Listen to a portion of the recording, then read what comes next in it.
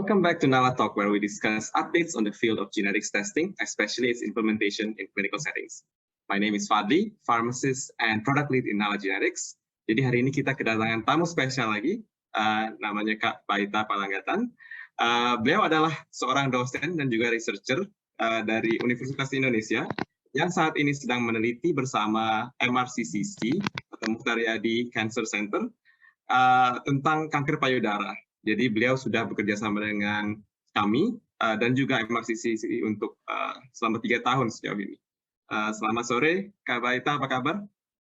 Hi, Fadli. Thanks for having me. Such an honor to talk in Ala podcast. Thank you for coming, Kak. I know that you're very busy. Pasti. Jadi Not pasti. really. Kasih banyak udah bisa datang. Jadi mungkin untuk perkenalan dikit di awal-awal, boleh nggak sih Kak Ita sharing sedikit tentang latar belakangnya Kak Ita? Well, apa yang bisa saya ceritakan? Halo, nama saya Baita. Sometimes my friends call me Ita. Saya sekarang lecturer, dosen di Fakultas Farmasi Universitas Indonesia dan juga researcher ya di sana. Saat ini saya sedang menyelesaikan doktoral studi saya, ya S3 saya. Fokusnya di bidang bioanalisis, tapi juga collaborating atau kita kita melebarkan sayap kita bukan hanya bioanalytical, juga kita masuk ke ranah genomic, farmakogenomik. Ini bersama Nala Genetik dan juga MRCCC. Oke, mantap bener ya. Itu jadi buat yang pemirsa yang belum begitu kenal tentang ranah pharmaceutical analysis. Jadi mungkin Kak Ita bisa jelasin dikit apa sih bedanya pharmaceutical analysis sama genomic sekarang? Apa sih yang dilihat, Kak? Jadi gini, kalau saya kan ke bioanalytical ya. Bioanalytical itu kan kita memeriksa farmakodinamik, farmakokinetik. Bagaimana sih obat itu ketika kamu minum, lalu apa yang terjadi? Bukan hanya minum, kemudian berefek gitu ya, minum paracetamol pusingnya hilang. Tapi kan nggak cuma itu yang di dalam itu ada yang namanya absorpsi, kemudian distribusi, metabolisme, dan sebagainya sampai obat itu dapat menciptakan efek buat kita. Nah, di sini bioanalytical itu mencoba untuk mengecek apakah konsentrasi yang ada di darah itu cukup gitu ya, cukup untuk dapat memberikan efek terapi. Nah, sini apa kaitannya dengan genomik ya? Nah, saya di sini baru belajar juga baru-baru ini bahwa genetik kita itu sangat berpengaruh terhadap kadar atau konsentrasi obat di dalam tubuh. Bagaimana tubuh kita itu mengolah obat-obatan itu secara berbeda. Jadi satu orang dan orang lainnya ternyata berbeda berdasarkan gennya masing-masing. Seperti itu. Nah, di sini lewat research S3 saya mencoba untuk membuktikan apakah iya emang benar gitu. Genetik kita memang berpengaruh terhadap variabilitas atau kadar obat yang beragam di darah pasien. Seperti itu. Nah, apa sih ke depannya? Kita kan pengen tahu ya, kita pengen mencapai, kita minum obat kan pengennya sembuh. Nah, kesembuhan itu dicapai dilihat dari kadar terapi di dalam darah. Apakah kadar terapinya ini cukup, kadarnya ini cukup untuk mencapai efek terapi. Nah, ternyata ada beberapa gen-gen yang menyebabkan obat itu dimetabolisme dengan lambat, sehingga konsentrasi obat dalam darahnya itu ternyata lebih sedikit. Nah, kalau lebih sedikit artinya efektivitas terapinya juga berkurang kan. Nah, itu kan gawat. Orang-orang minum obat bukannya sembuh, tapi malah boros obat tapi nggak sembuh. Nah, yang ditakutkan seperti itu ya. Nah, gitu. Di sini kita mencoba untuk mengkolaborasikan ilmu-ilmu itu menjadi sebuah pengetahuan yang baru. Kayak gitu sih, Fat. Oke. Jadi kalau misalnya saya makan Panadol nih 2 tablet, biasanya tulisin gitu. Sama misalnya Kak Baita makan Panadol 2 tablet, bisa jadi kemungkinannya dalam darahnya beda ya, Kak ya? Oh ya, bisa jadi. Salah satunya gen, tapi ada banyak sekali faktor-faktor lain yang mempengaruhi selain gen itu ya. Nah, dan di sini yang saya ingin coba highlight adalah pengaruh genetik itu terhadap metabolisme obat. Oh gitu. Jadi mungkin kita bisa bawa sedikit ke dalam konteks. Jadi Kak, kalau di MRCCC sendiri, itu proyeknya apa sih Kak yang berkaitan dengan pharmaceutical analysis dan pharmacogenomics? Oh, di MRCCC sendiri kan saya berkolaborasi dengan Dr. Sam ya. Pertama-tama gimana ya saya ngomongnya? Saya ini kan baru tadi seperti saya bilang, saya itu baru banget di bidang genetik. Nah, Mhm. eee, apa ya, bersyukur banget dan, aku ngerasa lucky enough gitu, universe ini sudah mempertemukan aku dengan Astrid back Iya. in, 2018, lalu kenal dengan Levi dan semua tim Nala, akhirnya kita bisa mengkolaborasikan ilmu-ilmu kita menjadi, gabungan gitu. Nah apa yang kita bawa di MRCCC ini, eee, kerjasama dengan Dokter Sam, yang mana Dokter Sam itu adalah seorang, ahli, onkologi, especially di bidang breast cancer. Nah, di sini saya bawa, suatu obat yang sudah lama sekali dipakai sebagai, apa ya namanya ya, boleh sebagai terapi utama atau sebagai adjuvant terapi di bidang breast cancer, di penyakit breast cancer, yaitu tamoxifen. Iya. Nah, di tamoxifen ini kita coba untuk mencari tahu kadarnya di dalam darah dan juga bagaimana profil genetik dari masing-masing pasien itu mempengaruhi konsentrasi si tamoxifen ini di dalam penderita kanker payudara khusus untuk estrogen reseptor positif seperti itu.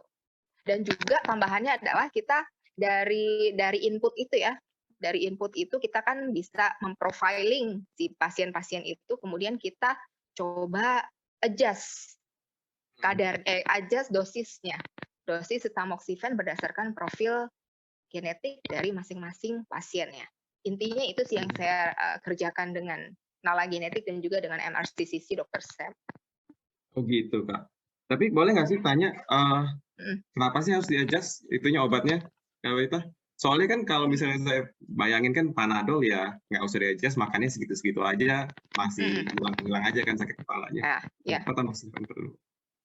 Ya, memang nggak semua obat apa ya, eee, bukan penting atau tidak, tetapi perlu atau tidak kita sesuaikan dosisnya atau perlu atau tidak itu artinya apakah obat itu tuh memang kalau dosisnya meleset dikit, meleset banyak, itu akan sangat mempengaruhi efektivitas terapi atau toksisitas gitu kan.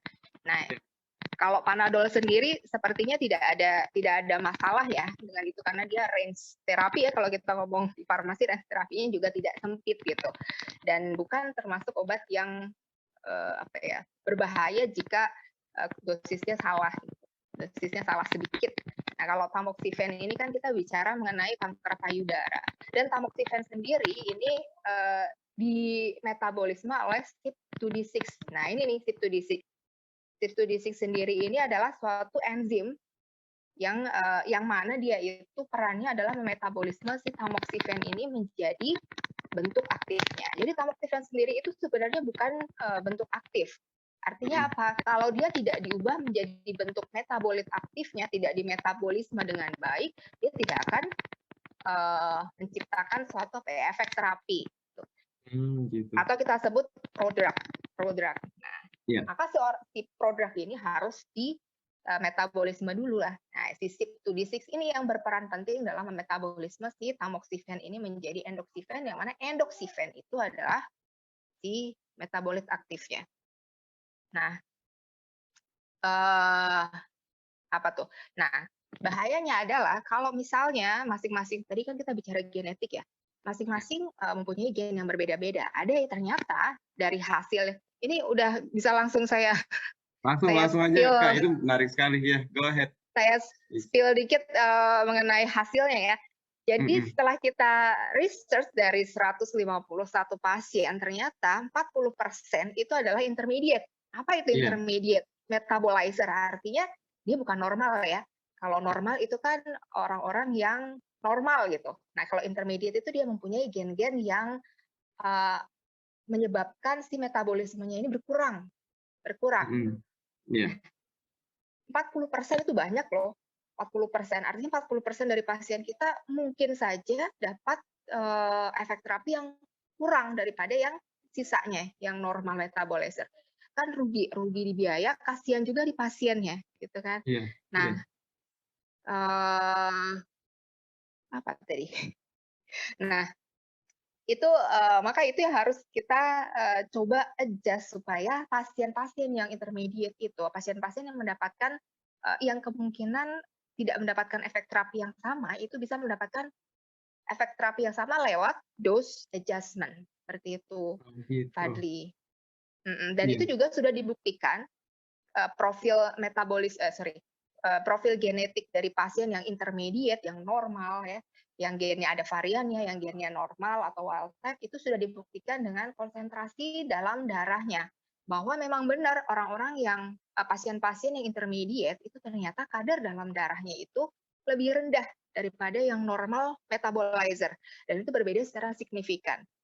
Nah, ini yang akan coba kita atasi nih, bagaimana caranya nih supaya si pasien-pasien IM ini dapat konsentrasi yang sama dengan yang normal, supaya semuanya mendapatkan manfaat yang sama dari tamoxifen. Seperti itu Oh, kan sayang kalau misalnya tidak iya. mendapatkan. Jadi pasien-pasien yang diketemui bahwa CYP2D6-nya itu intermediate, jadi Mhm. bakal dinaikin ya dosisnya untuk tamoxifen ya? Betul, betul. Itu yang target kita adalah dose adjustment terhadap pasien-pasien yang intermediate dan poor, seperti I see, itu. oke. Itu karena kalau misalnya kurang, itu bisa jadi pasien-pasien ini bisa tetap kena kanker payudara ya di jangka panjangnya ya, Kak, ya? Iya, iya, jangka panjangnya yang kita sebut rekurensi. Kan ada penelitian juga yang Frekuensi, menyebutkan iya. bahwa konsentrasi yang lebih rendah dari 5 nanogram per mililiter dalam darah. Kelihatannya Mhm, 5 nanogram per mililiter itu kecil ya, tapi iya, di situ adalah threshold atau baseline-nya bahwa si pasien itu tidak akan mendapatkan rekurensi lagi di masa depan, seperti itu. I Pasien-pasien yang di see. atas 5,9 itu berkurang rekurensinya sebesar 30%, kayak gitu. Wow, Jadi lumayan. ya lumayan ya, 30%. Nah ini yang mau coba kita terapkan di Indonesia, apakah uh, kita bisa menerapkan seperti itu ya, dose adjustment terhadap pasien-pasien yang intermediate atau poor metabolizer, atau yang kadar-kadarnya rendah, seperti itu. Oh gitu. Kalau boleh tanya sedikit, Kak, kalau persepsi dari pasien dan juga dokter juga tentang penelitian farmakogenomik ini seperti apa? Apakah mereka kayak terbuka untuk mencobanya atau apa sih yang dikhawatirkan kalau ada? Dokter dokter dan pasien ya. Kalau dokter, Mhm, kebetulan, saya bekerja sama dengan dokter yang sangat open minded banget ya, dokter STEM terhadap genomik, dan, memang beliau sangat sangat, concern sekali terhadap genetik ini. Nah, kemudian juga kita kerjasama akhirnya dengan beberapa dokter lainnya, dokter Dismas, dokter siapa, saya lupa. Nah, dokter, Rahman, mhm, itu, syukurnya mereka open ya dengan apa namanya, ide yang dibawakan itu. Belum tahu kalau untuk pasien-pasien dokter-dokter lain. Pasien sendiri ya kalau sudah dijelaskan sebenarnya mereka paham sih. Untungnya kita dapat pasien yang MRCCC yang lumayan teredukasi ya orang-orangnya, jadi iya, mudah untuk diberikan pengertian gitu, pengertian bahwa tujuan dari penelitian kita ini baik dan efek samping yang ditimbulkannya pun tidak berbahaya sekali gitu, tidak sampai bahaya sampai merenggut nyawa seperti itu, ya amit-amit iya, jangan deh. Nah, seperti itu akhirnya ya paling apa ya, pasien itu takutnya gimana nih efek sampingnya, apakah meningkat atau enggak, atau mhm, gimana nih waktu pengambilan sampelnya sakit atau tidak, gitu. mhm, Terus ini eee, nanti saya harus gimana dengan hasilnya, seperti itu ya. Tapi iya, kalau untuk skeptis tuh enggak, saya enggak menemukan pasien, ada sih beberapa yang tidak mau, ada. iya, Tapi kan itu hak pasien ya, hak pasien, iya, tapi alhamdulillah mayoritasnya menerima genetik ilmu baru soal genomik ini ke mereka. Soalnya mereka kan juga berusaha untuk apa namanya, memperoleh memperoleh terapi yang maksimal untuk kesembuhan mereka kan. Nah, kita juga iya, berusaha untuk membawakan itu, bukan hanya coba-coba, tapi kita berusaha untuk memberikan manfaat juga ke pasien, ke mereka. benar, I see, Gitu, oke, Fat. oke. Dari persepsi Kak Ita sendiri sebagai seorang akademisi, pandangan Kak Ita tentang farmakogenomik dan implementasinya di Indonesia sekarang bagaimana, Kak? Farmakogenomik Indonesia. Nah, ini kan dari waktu yang singkat saya pelajari soal genomik, sebenarnya dari awal saya nggak tahu soal genomik, saya nggak terlalu tahu soal genomik itu kan sebenarnya apa ya, kurang lebih ilmu atau edukasi mengenai farmakogenomik di Indonesia sendiri agak Mm. kurang ya. Baik ke mana namanya edukator, kemudian ke dokter, kemudian apalagi ke pasien atau masyarakat umum. Berapa persen sih masyarakat umum yang tahu tentang farmakogenomik gitu kan? Itu Ya. kan kayak ilmu yang masih baru dan masih baru dan masih sedikit yang tahu gitu. Tapi untungnya saya lihat perkembangan selama 3 tahun ini sangat pesat. Banyak yang sudah membicarakan mengenai farmakogenomik, banyak yang akhirnya mengaplikasikan, bahkan sudah banyak studi yang dibangun gitu ya, studi-studi seperti di DRC, kayaknya ada baru tuh lab tentang farmakogenomik, kemudian di Atma Jaya ya bekerja sama dengan NALA. Nah, itu kan membuktikan bahwa memang farmakogenomik di Indonesia sendiri sedang berkembang dan insya Allah growing bigger gitu, akan lebih besar lagi. Ya, nah farmakogenomik sendiri yang saya lihat sebagai seorang akademisi tentu apa ya dari banyak sudah dibahas soal farmakogenomik dalam hal perkembangan obat baru yang mempermudah untuk penemuan obat baru karena kita tahu targetnya, gennya mana yang dicapai, kemudian uh, keanehan dari gennya itu yang harus kita perbaiki, kita tahu. Jadi kita langsung tahu targetnya, langsung tahu obat apa atau struktur molekul apa yang harusnya kita ciptakan gitu ya untuk Ya. mengobati. Dalam terapi sendiri sudah banyak juga studi-studi yang membuktikan bahwa ternyata dengan menyesuaikan dosis obat atau menyesuaikan pemilihan obat tergantung dari genetiknya itu mampu memberikan apa ya keuntungan gitu di bidang terapinya. Ya dan juga saya rasa sih cost effectiveness juga ya, Pak ya. Ya. Kayak kayak tadi nih kalau minum tamoxifen sudah bertahun-tahun tapi ternyata dosisnya kurang gitu kan berarti rugi banget tuh Iya. bertahun-tahun minum Iya. dosisnya kurang gitu ya. Itu contoh ekstrimnya. Nah, dalam hal cost effectiveness sendiri farmakogenik saya kira sangat berperan sih. Jadi pasien itu mendapatkan manfaat yang setinggi-tingginya gitu tapi dengan biaya perawatan yang seminim mungkin. Kayak gitu yang ingin kita I see. capai. Jadi mungkin kalau dirangkum sedikit tadi gunanya kalau dari segi akademis itu untuk dalam drug development sampai ke cost effectiveness untuk pasien sendiri ya. Jadi bisa pilih Pak dok. Akademisi ya. Kalau akademisi itu apa sih? Kita kan akademisi mengedukasi ya apa fungsi utamanya seorang akademisi ya itu dia kita harus memperbanyak ilmu supaya kita bisa mengedukasi lebih ke sesama dosen ataupun sesama kolega, sesama farmasis ataupun atau ke mahasiswa dan masyarakat tentunya kita bisa edukasi. Iya, iya. Kan kita sama-sama latar belakang apoteker nih, Kak. Kita we went through dan Kak kita juga I believe itu ya apa namanya mengedukasi apoteker masa depan atau apoteker muda yang akan praktek. Menurut Kak Ita sekarang ada nggak sih peran khusus apoteker dalam penggunaan farmakogenomik di medis? Ya, farmasis. Kalau ngomong farmasis ini sebenarnya farmasis itu A to Z ya ilmunya ya, mulai dari hulu ke hilir ya nggak sih? Iya. Mulai dari mengembangkan produk baru, entity baru, struktur molekul baru ya kan, obat-obat baru sampai ke ketemu sama pasien hilirnya, ya kan? Iya. Panjang Iya. banget gitu. Ya, masing-masing punya profesinya sendiri di farmasis ini dan tentunya masing-masing bisa menerapkan apa ya, misalnya kalau seorang researcher seperti saya dan edukator, tentunya fungsinya ya kita meriset. Riset itu kan penting. Jadi di mana masyarakat bisa percaya kalau tidak ada riset yang membuktikan hasil yang positif gitu kan.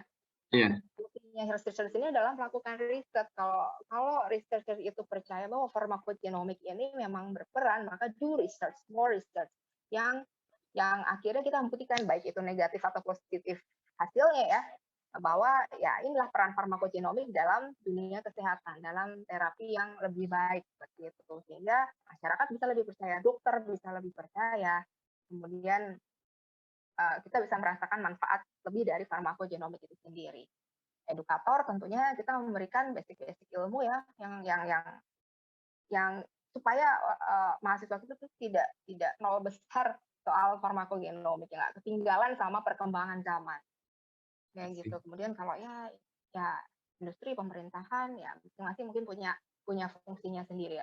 Apalagi seorang klinis ya, farmasi klinis nih kita bicara. Tentunya dia yang lebih dekat ya, lebih bersentuhan dengan pasien, tentunya lebih bisa mengimplementasikan ilmu-ilmu farmakogenomik itu kepada pasiennya, seperti itu. Atau bisa memberikan advice yang apa ya, tentang terapi kepada dokternya juga. Jadi bisa bekerja sama bekerja sama dengan tenaga kesehatan lainnya untuk mengimplementasikan farmakogenomik ini.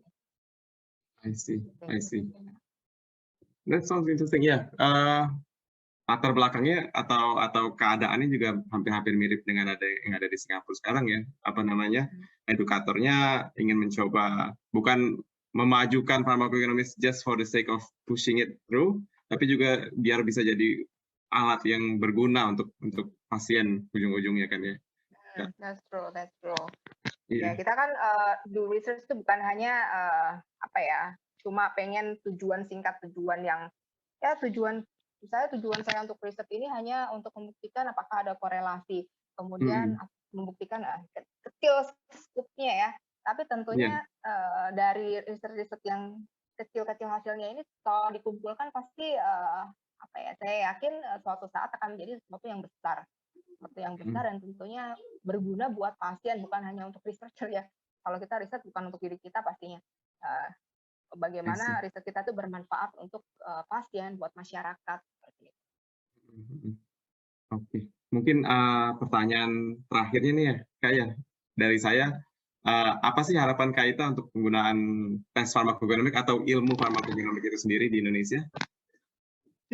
Harapan ke depannya, aku berharap farmakogenomik itu akan tumbuh berkembang menjadi sesuatu yang lebih besar lagi dari sekarang, dan semua orang lebih banyak tahu tentang farmakogenomik itu. Tapi bukan dalam hal nakuti ya, kalau kita tahu gen kita kayak gini itu jadi semakin takut, enggak seperti itu ya. Tapi dalam hal memberikan harapan baru bagi pasien lewat apa? Studi yang membuktikan bahwa tes ini penting, dan suatu saat farmakogenomik itu dapat diaplikasikan secara nyata dalam sistem kesehatan. Karena percuma kalau misalnya farmakogenomik ini penting tapi pemerintah tidak mengaplikasikannya dalam sistem kesehatan, dan masyarakat harus membayar sendiri untuk genetik ini. Saya rasa kalau sekarang mungkin agak mahal ya, untuk mengakses. Suatu saat saya yakin tes farmakogenomik itu akan lebih terjangkau, akan lebih dapat menyentuh semua lapisan masyarakat, ya bahkan juga disokong oleh pemerintah. Nah, ya sehingga apa ya, nantinya farmakogenomik ini bukan hanya posemptif seperti yang saya kerjakan sekarang, tetapi juga preemptif, artinya kita dapat mencegah sesuatu sebelum terapi, atau menggunakannya sebagai panduan untuk terapi, dan juga mungkin nantinya dapat melakukan pencegahan jauh sebelum sakit itu terjadi. Ini seperti itu ya. Manfaat lah, kita kan berharap manfaat untuk pengobatan. Semoga pengobatan ini semakin canggih, semakin maju dengan berbagai cara, salah satunya lewat farmakogenomik ini.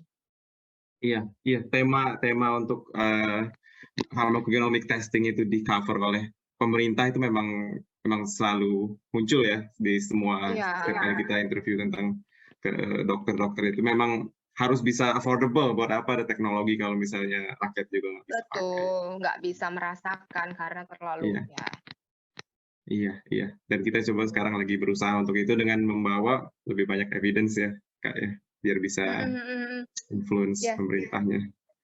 Makanya senang banget saya mengenal Nala Genetik, dan saya lihat Nala Genetik sangat-sangat agresif sekali dalam hal bukan hanya tes farmakogenetik, cuma juga studi-studinya seperti itu. Nah, saya yakin Nala Genetik bisa jadi pionir lah ke depannya untuk farmakogenomik ini ke depannya. Amin. Terima kasih banyak, Kak. Ya, di penghujung acaranya ini Kak Ita ada yang mau disampaikan ke penonton-penonton kita? Mungkin ada dokter-dokter muda, apoteker muda di antara pendengarnya. Tentang farmakogenomik? Tentang farmakogenomik atau ya. Well, apa ya? buat ya masing-masing profesi tenaga kesehatan atau buat mahasiswa kita melakukan apa yang terbaik apa yang kita miliki, ilmu kita saat ini, yang mungkin mahasiswa farmasi atau mahasiswa apoteker sebaiknya bercita-cita untuk dapat mempergunakan ilmu yang mereka dapatkan baik dalam hal industri, dalam hal kebijakan, dalam hal klinis, itu semuanya untuk kebaikan dari pasien, untuk meningkatkan manfaat dari ilmu yang kita dapat di sekolah atau ilmu-ilmu yang kita dapatkan selama perjalanan hidup kita sebagai seorang farmasis ini menjadi berguna untuk pasien, berguna untuk masyarakat, seperti itu. Gitu aja, atau mungkin ada yang kurang? Itu komplit sekali sih, Kak Ita. Makasih banyak atas waktunya. Ya kan, complicated banget. Maksudnya kalau untuk harapan buat junior ya, nggak complicated, maksud saya komprehensif, penuh, Kak. Bukan, iya, komprehensif lumayan. Ya, iya. apalagi sih manfaatnya kita belajar kan, apalagi belajar yang sampai S2, S3, kalau bukan untuk diimplementasikan ke masyarakat. Iya. Benar banget, Kak. Terima kasih banyak, Kak Ita, atas waktunya. Dan terima kasih pendengar sudah ikut di episode ini lagi untuk mendengarkan percakapan kita dengan researcher dari Universitas Indonesia, Kak Baita, yang sedang melakukan research di MRCCC. Thank you so much, Fadli. Thank you. Have a good day, everyone. See you in the next episode. Bye. Bye.